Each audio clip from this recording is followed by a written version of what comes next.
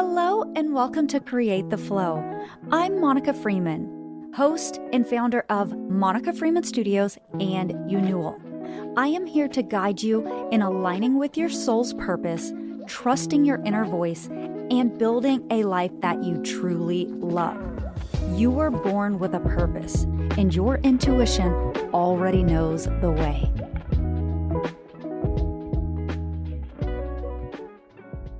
Hello, my love. Welcome to the show.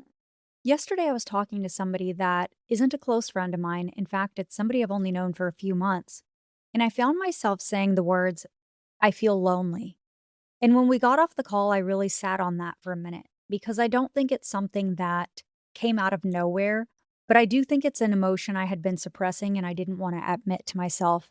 Which brings me to today's topic, why high achievers feel empty and alone. And this isn't just something I'm experiencing, it's a very common emotion that people who set the bar so high, all they can think about is achieving that accolade. The amount of time it takes to get to that achievement feels lonely because when you start out, a lot of people may share your same dream. And you might find that if you're an entrepreneur, or maybe this is in a different area of your life, you might find other people who have similar interests who are chasing that same goal. But as you continue to proceed down that path, and we'll speak entrepreneurship because I am an entrepreneur and I have a lot of experience with this specifically. I know for myself, a lot of my friends were entrepreneurs. When we first decided to become entrepreneurs, we were all around the same age. But over the years, each person slowly realized how much work entrepreneurship really is and how it's its own sort of climbing the ladder like you would in corporate to get a certain title and achieve a certain level of success. It's kind of the same in entrepreneurship, but it's a little lonelier because there's fewer people with you along that journey on that path. And when you're working late nights or you're not dating or you're making sacrifices in your life or you've maybe downsized your lifestyle so you can invest back into your business or you're giving up your weekends, people don't understand, and it makes you less relatable, but it also makes your conversations a little less exciting because nobody is there in that chapter of life when you are going through the thick of it or when you are celebrating the success to share that with because they don't understand it. They don't know it. It's not their reality. And I have found myself in this journey really battling that. Not so much up to this point, but really this year feeling alone. I don't want to hang out with my friends because I feel like there's really nothing to communicate about. We don't really share the same interest anymore now that I've been through this dark night of the soul and experienced this deep healing. And I'm also building on the side and doing other things that they're not interested in. I just feel like we don't have the same commonality anymore. We're not growing in the same direction. And this doesn't have to look like entrepreneurship. This can be in a relationship. This can be in any facet of your life. But I do think as high achievers, we struggle to find commonality with people because there is so much of our makeup on a day to day that is programmed into success, achieving, accolades, money, next step, goals. And I honestly feel like that is also the root of burnout, which will be an entire other episode. But I've been thinking a lot about this and how to really navigate this time where you're not necessarily sure what's next, but you do know that you feel like something's missing. A lot of my episodes lately have been about transition and about healing and trying to find ourselves because I feel like entrepreneurship, when you get down to the core of it, it's just never ending. As soon as you hit a milestone that you're so proud of, you're chasing the next. And you're always trying to keep up with people on social media, keep up with businesses that are similar to yours, whatever your competitors look like. We're always trying to make sales and stay relevant and stay on top of trends, learn new AI. It's really exhausting. And there's a part of it this year where I haven't just felt alone in the conversations that I'm having with people, the things I want to do, the lifestyle that I'm living, but also it's felt sort of empty because I'm exhausted from the chase. When I decided to become an entrepreneur, it happened so effortlessly. If you've listened to my first episode, then you know my story. I thought it was a sign from God that it just happened so organically because everything just fell into place.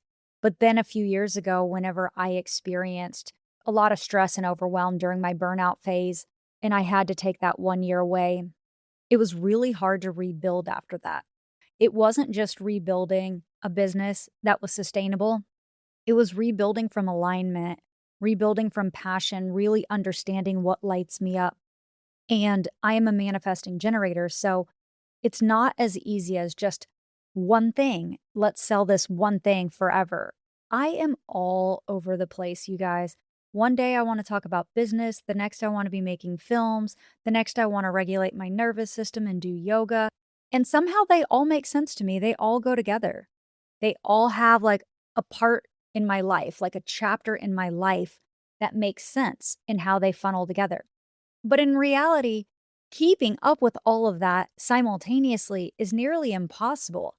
And that can make us feel lonely too because we get so stuck in our head and in our own way about the way it's supposed to look and how it's supposed to be. And honestly, I think that's why I started diving into astrology, is because I needed to understand what my soul came here to do.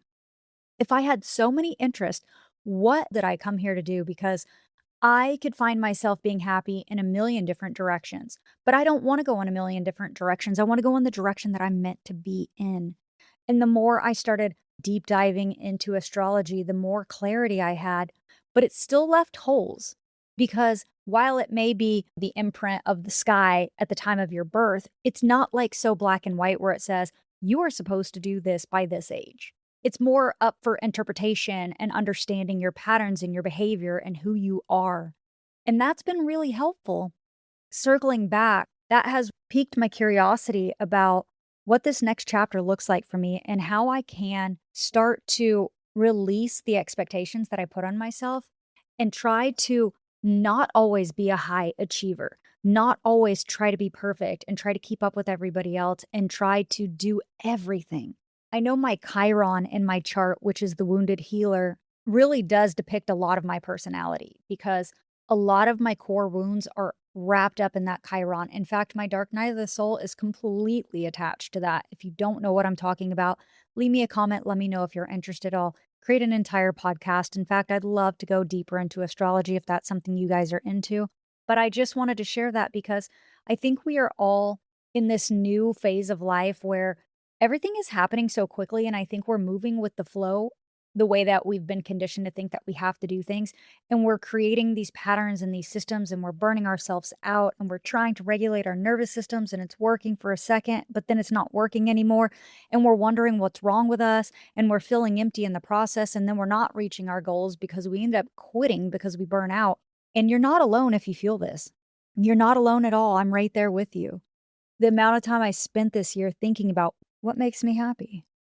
A lot of times when you're on your own journey and you're following your soul, it is hard, especially when you're listening to your intuition and you're being guided by the direction it's sending you in. And sometimes it doesn't feel like it's working out and you keep showing up. At the same time, you feel like any minute you're going to burn out because nothing's happening fast enough. I think it's in that moment where we have to take a pause and reset, sit quietly with ourselves and ask the simplest question, which is, what brings me joy today? What lights me up today? And if what you're doing does not light you up, then it's always going to feel like a job. Just because something can pay your bills, just because something feels like it's easier than doing something else, just because something feels like it's the more lucrative path or the right thing to do, doesn't always mean that it is. And sometimes we lack that clarity because we're trying to force what we want to happen instead of being guided by the intuition that's telling us exactly what needs to happen.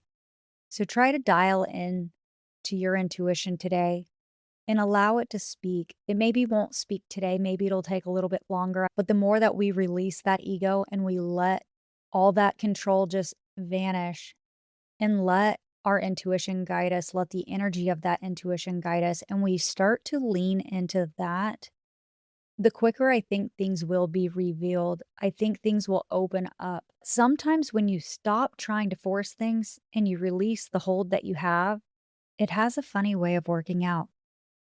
And then all that lack of clarity, that confusion, that loneliness, the emptiness that you feel seems to fade away because you start to attract what's right for you, which then brings the people that are right for you and the conversations that are right for you and the connections and the energy. And that's when you find your community. And that is when you start to feel full and whole again. I love you so much. I hope this inspired you to allow yourself to be where you are. And when you are ready, open up to the possibility of what could be next, even if it doesn't look like what you thought it did. Have a great day, and I'll see you on the next one. Thank you so much for tuning in to today's episode. If you'd like more information, you can follow along on Instagram at Create the Flow Podcast or find me personally at Monica Freeman. And if you enjoyed this episode, please be sure to leave a review and share it with a friend.